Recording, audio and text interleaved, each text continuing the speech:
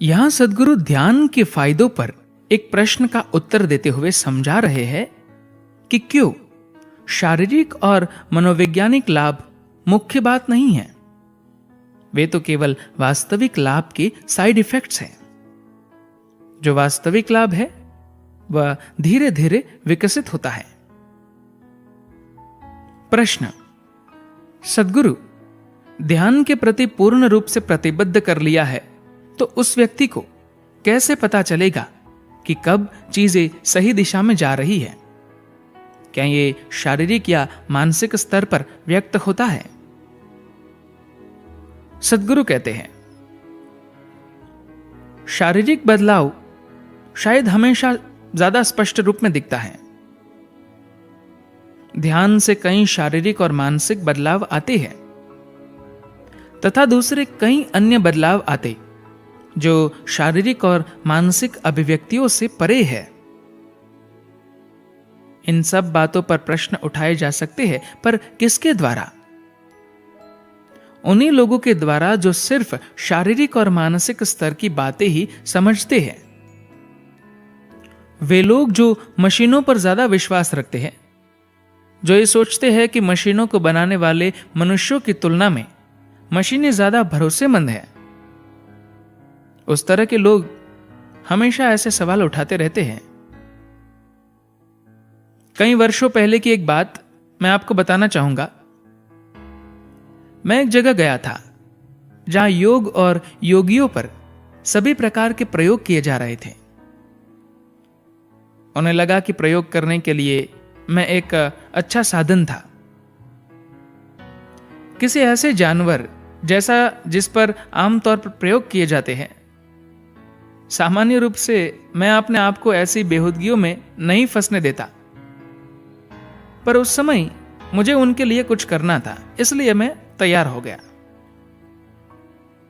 उन्होंने मुझे बताया कि वे मेरे दिमाग में गामा तरंगों पर परीक्षण करना चाहते हैं। मुझे मालूम भी नहीं था कि मेरे दिमाग में ऐसी तरंगें भी थी।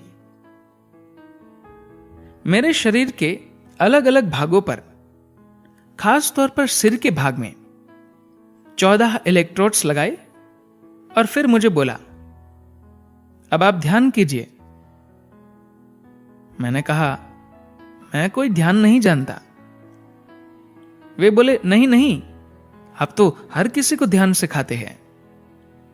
मैंने जवाब दिया, मैं लोगों को ध्यान सिखाता हूं क्योंकि वे एक स्थान पर स्थिर नहीं बैठ पाते, तो उन्हें बैठाए रखने के लिए मुझे उनको कुछ सिखाना पड़ता है। तो वे बोले, ठीक है, तो बताइए आप क्या कर सकते हैं? मैंने कहा, अगर आप कहे तो मैं बस स्थिर बैठा रहूंगा। तब उन्होंने कहा, ठीक है, वैसा ही कीजिए। तो मैं बैठ गया। लगभग 15 से 20 मिनट बाद मुझे ऐसा लगा जैसे कोई मेरे घुटनों पर धातु की किसी चीज से मार रहा था। फिर उन्होंने मेरी कोहनियों और टखनों पर मारना शुरू किया। सभी ऐसी जगहों पर जहां सबसे ज्यादा दर्द होता है। मैं नहीं जानता था कि उन्हें मेरे जोड़ों में क्या रुचि थी। यह लगातार होता रहा और फिर उन्होंने मेरी पीठ पर मारना शुरू किया। मेरी रीढ़ अत्यधिक संवेदनशील है और जब वे मेरी पीठ पर मारने लगे तो मुझे लगा कि अब मुझे उनको बता देना चाहिए। अगर वे मुझे बाहर लाना चाहते थे तो उनके बाहर आ जाइए कहने से मैं 1 मिनट का समय लेकर बाहर आ जाता। यह सब करने की क्या जरूरत थी? जब मैंने आंखें खोली तो वे सब मेरी ओर अजीब नजरों से देख रहे थे। क्या मैंने कुछ गलत किया? मैंने पूछा। वे बोले, नहीं, पर हमारी मशीन के अनुसार तो आप मर चुके हैं। मैंने कहा, अच्छा, यह तो बहुत जबरदस्त निदान है। फिर उन्होंने एक दूसरे से विचार विमर्श किया और कहा, या तो आप मर चुके हैं या आपका दिमाग मर चुका है। मैं बोला, यह आपका दूसरा निदान बहुत अपमानजनक है। मैं पहली बात स्वीकार कर लूंगा, आपको जो कहना हो कहिए, लेकिन मैं जिंदा हूं, इसलिए आपके कहने से फर्क नहीं पड़ेगा। पर दिमागी रूप से मृत होने का प्रमाण पत्र कोई अच्छी बात नहीं है। शारीरिक रूप से और मानसिक रूप से आपकी ये बढ़ी हुई योग्यता लोगों की भीड़ में भी आपको अलग खड़ा कर देगी, अगर आप क्रियाएं पर्याप्त रूप से करें। अगर आप अपने जीवन को इस तरह की टूटी फूटी जानकारी और आधे अधूरे ज्ञान के आधार पर देखेंगे तो निश्चित रूप से आप गलत परिणाम निकालेंगे। लेकिन फिर भी ये महत्वपूर्ण है, क्योंकि दुनिया आजकल ऐसे ही चलती है। चूंकि मैं अपने आप पर ऐसे परीक्षण फिर से नहीं कराना चाहता था, तो मैंने अपने कुछ साधकों से उनके दिमाग का परीक्षण कराने को कहा। देश के एक प्रसिद्ध संस्थान में परीक्षण किए गए और उन परीक्षकों को क्या पता चला, ये कि इन साधकों के दाएं और बाएं दिमाग के बीच एक अद्भुत समन्वय, एक तालमेल है। उन परीक्षकों ने कहा, हमने आज तक कभी ऐसा नहीं देखा था, और ये उन साधकों की स्थिति थी जिन्होंने ये क्रिया बस 3 महीने या उससे थोड़े ही ज्यादा समय तक की थी। जीवन के संदर्भ में इसका अर्थ यह होता है कि अपने 5 ज्ञानेंद्रियों से आपको जो भी जानकारी मिलती है वो सामान्य रूप से बाएं दिमाग में होती है। जो भी जानकारी आपके शरीर के बाकी भागों से मिलती है, जो तार्किक नहीं होती, जो छोटे छोटे टुकड़ों में नहीं होती, बट जिसमें एक रूपता होती है और जो आपके जीवन के लिए अत्यंत आवश्यक होती है, वो आपके दाएं दिमाग में होती है, जो तार्किक काम नहीं करता। आप शायद इसके प्रति जागरूक न हो, पर आप हमेशा इन सूचनाओं का उपयोग करते रहते हैं, वरना आप यहां हो ही नहीं सकते। जब तक आपके बाएं और दाएं दिमाग के बीच सक्रिय तालमेल नहीं होता, तब तक आप ये सूचनाएं होशपूर्वक प्राप्त नहीं कर सकते। जागरूकता के साथ अपने अंदर जीवन के उस भाग तक पहुंच पाना, उस जानकारी और ज्ञान तक सचेत होकर पहुंचने से आप ऐसी ऊंचाई को छू सकते हैं जिसकी आपने कल्पना भी नहीं की है। अब तक आप अपने जीवन में जो काम बहुत मेहनत से कर पा रहे थे, वो अब बस ऐसे ही कर सकेंगे। कितने ही लोगों के लिए उनके जीवन में ध्यान का प्रभाव उनके कार्य में तथा उनके जीवन जीने के ढंग में दिखता है।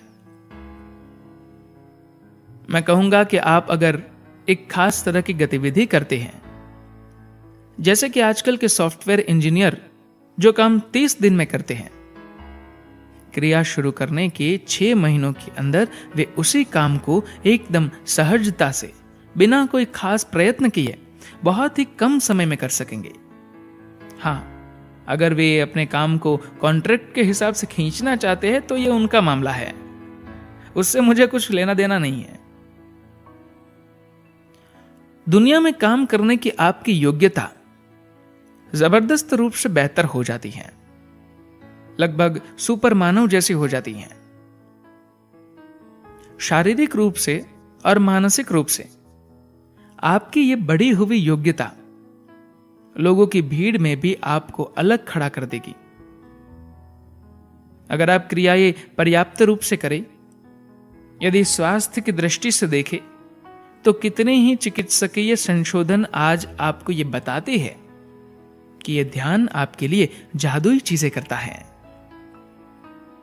शारीरिक लाभ, स्वास्थ्य संबंधी लाभ, मानसिक क्षमताएं बढ़ना, जीवन को सुगमता से चला पाना आदि, ये सभी मुख्य लाभ नहीं है। जो असली चीज है वो धीरे धीरे विकसित होती है। उसे आप तभी जानेंगे जब वो खिल जाएगी। तब तक आपको लगेगा कि कुछ भी नहीं हो रहा। ये ऐसा है जैसे कि आपने अपने घर में फूलों का एक पौधा लगाया है। जैसे जैसे वो बढ़ता है, आपको बस पत्तियां आती हुई दिखती है, फूल नहीं। आपका पड़ोसी आपसे कहता है ये बेकार है, आप कह रहे थे कि इसमें फूल आएंगे, पर इसमें तो सिर्फ पत्तियां आ रही हैं। बेहतर होगा कि इसे काट डालो और जलाने के काम में ले लो। आपने कहा, हो सकता है कल सुबह कुछ हो जाए। फिर अगली सुबह कुछ नहीं होता। आप और प्रतीक्षा करते हैं। अगले दिन, फिर एक और दिन, धीरे धीरे पूरा साल निकल जाता है, और कई साल। अगर आपको यह पता न होता कि इस पेड़ में फूल आने में कितना समय लगेगा, तो आपने इसे अब तक सैकड़ों बार कटवा दिया होता।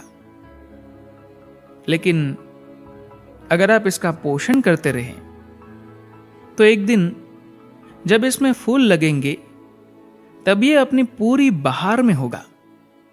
तभी आप समझेंगे कि इस पेड़ में पत्तियां महत्व की नहीं थी, इसकी छाया का भी कोई खास महत्व नहीं था, इसका ऑक्सीजन देना भी उतनी महत्व की बात न थी।